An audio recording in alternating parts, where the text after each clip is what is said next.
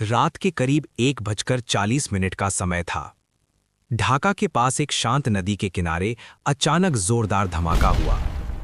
कुछ ही सेकंड में आग की लपटें आसमान तक उठने लगी और पानी पर खड़े बड़े बड़े जहाज जलने लगे। चारों तरफ अफरा तफरी मच गई। पाकिस्तानी सेना को समझ ही नहीं आया कि हमला कहां से हुआ, किसने किया और कैसे किया, क्योंकि ना कोई एयर स्ट्राइक हुई थी, ना कोई खुला युद्ध। लेकिन फिर भी उनका एक महत्वपूर्ण नौसैनिक नेटवर्क कुछ ही मिनटों में तबाह हो चुका था। सबसे चौंकाने वाली बात यह थी, ये हमला किसी बड़ी सेना ने नहीं, बल्कि कुछ ऐसे लोगों ने किया था जो कुछ महीने पहले तक आम नागरिक थे। और इस पूरे ऑपरेशन के पीछे एक ऐसी खुफिया योजना थी जिसे आज भी इतिहास के सबसे खतरनाक और सफल गुप्त मिशनों में गिना जाता है। ये कहानी है 1971 के युद्ध की, और उस मिशन की जिसने युद्ध शुरू होने से पहले ही दुश्मन को अंदर से तोड़ दिया। 1971 भारतीय उपमहाद्वीप के इतिहास का एक ऐसा साल जिसने नक्शा बदल दिया। लेकिन इस युद्ध की शुरुआत सीमा पर नहीं हुई थी, बल्कि हुई थी एक इंसानी त्रासदी से। पूर्वी पाकिस्तान, जिसे आज हम बांग्लादेश के नाम से जानते हैं, वहां के लोगों के साथ लंबे समय से भेदभाव हो रहा था। भाषा अलग, संस्कृति अलग, लेकिन सत्ता पूरी तरह पश्चिमी पाकिस्तान के हाथों में थी। फिर आया 1970 का चुनाव, जहां शेख मुजीबुर रहमान की पार्टी ने भारी जीत हासिल की, लेकिन सत्ता उन्हें नहीं दी गई। और यहीं से शुरू हुआ असंतोष, जो जल्द ही एक भीषण संघर्ष में बदल गया। 25 मार्च 1971 की रात पाकिस्तानी सेना ने ऑपरेशन सर्च लाइट शुरू किया। इस ऑपरेशन का मकसद था पूर्वी पाकिस्तान में हर उस आवाज को दबा देना जो आजादी की बात कर रही थी। लेकिन जो हुआ वो सिर्फ एक सैन्य कार्रवाई नहीं थी, वो एक नरसंहार था। हजारों निर्दोष लोगों को मार दिया गया, महिलाओं के साथ अत्याचार हुए, पूरे के पूरे गांव जला दिए गए, लाखों लोग जान बचाकर भारत की सीमा में आने लगे। भारत के लिए यह सिर्फ एक पड़ोसी देश का मामला नहीं था, ये एक मानवीय संकट बन चुका था। और यहीं से भारत में फैसला लिया कि अब सिर्फ देखना नहीं, कुछ करना होगा। लेकिन भारत सीधे युद्ध में नहीं कूद सकता था, क्योंकि ये एक अंतर्राष्ट्रीय मुद्दा बन सकता था। इसलिए एक ऐसी योजना बनाई गई जो दुश्मन को बिना खुले युद्ध के अंदर से कमजोर कर दे। और इस योजना की जिम्मेदारी दी गई भारत की खुफिया एजेंसी रॉ को। रॉ यानी रिसर्च एंड एनालिसिस विंग, जिसका गठन अभी कुछ साल पहले ही हुआ था। लेकिन 1971 रॉ के लिए सबसे बड़ी परीक्षा बनने वाला था। रॉ के प्रमुख आर.एन. काओ ने एक बेहद खतरनाक प्लान तैयार किया। इस प्लान का नाम था मुक्ति वाहिनी का निर्माण। मुक्ति वाहिनी यानी वो स्थानीय लोग जो अपने ही देश में आजादी के लिए लड़ रहे थे।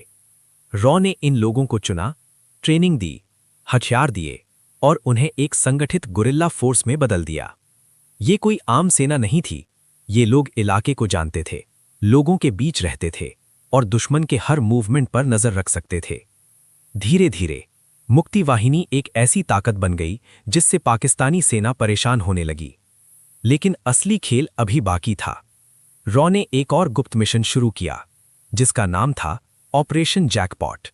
ये मिशन इतना खतरनाक था कि अगर इसमें शामिल कोई भी व्यक्ति पकड़ा जाता तो उसकी मौत तय थी। इस मिशन का मकसद था पाकिस्तानी सेना के सप्लाई सिस्टम को पूरी तरह तोड़ देना, क्योंकि युद्ध सिर्फ गोलियों से नहीं जीता जाता, बल्कि सप्लाई से जीता जाता है। अगर दुश्मन के पास खाना, हथियार और ईंधन नहीं होगा तो वो ज्यादा दिन नहीं टिक सकता। रॉ ने कुछ चुनिंदा युवाओं को चुना, उन्हें खास ट्रेनिंग दी गई, पानी के अंदर जाकर हमला करना, टाइम बम लगाना, बिना आवाज के दुश्मन को नुकसान पहुंचाना। इन लोगों को नदी के रास्ते दुश्मन के इलाकों में भेजा गया। उनका लक्ष्य था बंदरगाह, जहाज और सप्लाई रूट्स। और फिर आया वो दिन जब इन जासूसों और लड़ाकों ने इतिहास रच दिया। ढाका, चिटगोंग, मोंगला और चांदपुर के बंदरगाहों पर एक साथ हमले किए गए। रात के अंधेरे में ये लोग पानी के अंदर गए, जहाजों के नीचे बम लगाए और बिना किसी को खबर लगे वापस निकल आए। कुछ ही मिनटों में धमाके शुरू हुए, एक के बाद एक जहाज उड़ने लगे। पूरे बंदरगाह में अफरा तफरी मच गई। पाकिस्तानी सेना को समझ नहीं आया ये हमला हुआ कैसे, क्योंकि ना कोई दुश्मन दिखाई दिया, ना कोई युद्ध घोषित हुआ था। लेकिन उनका सप्लाई सिस्टम लगभग खत्म हो चुका था। इस मिशन का असर इतना बड़ा था कि पाकिस्तानी सेना की हालत कमजोर होने लगी। उनके पास जरूरी संसाधनों की कमी होने लगी और सबसे बड़ी बात, उनका मनोबल टूट गया, क्योंकि उन्हें समझ ही नहीं आ रहा था कि दुश्मन है कहां। रॉ यहीं नहीं रुका। उन्होंने लगातार जानकारी इकट्ठा की, पाकिस्तानी सेना की हर गतिविधि पर नजर रखी और भारतीय सेना को हर जरूरी जानकारी दी। जब दिसंबर 1971 में भारत ने आधिकारिक रूप से युद्ध में प्रवेश किया, तब तक पाकिस्तान अंदर से काफी कमजोर हो चुका था। 16 दिसंबर 1971, वो दिन जब इतिहास बदल गया। ढाका में पाकिस्तानी सेना ने आत्मसमर्पण कर दिया। लगभग 93,000 सैनिकों ने हथियार डाल दिए और एक नया देश बना, बांग्लादेश। लेकिन इस जीत के पीछे सिर्फ खुला युद्ध नहीं था, इसके पीछे था वो खामोश युद्ध जो महीनों पहले शुरू हो चुका था।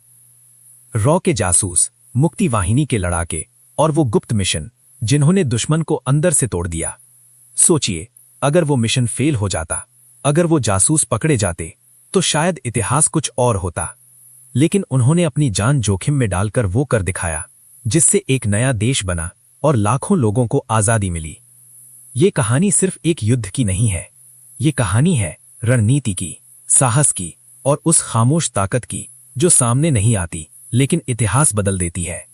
और शायद आज भी कहीं ना कहीं ऐसे ही कुछ मिशन चल रहे हैं जिनके बारे में हम कभी नहीं जान पाएंगे, लेकिन उनकी वजह से हम सुरक्षित हैं।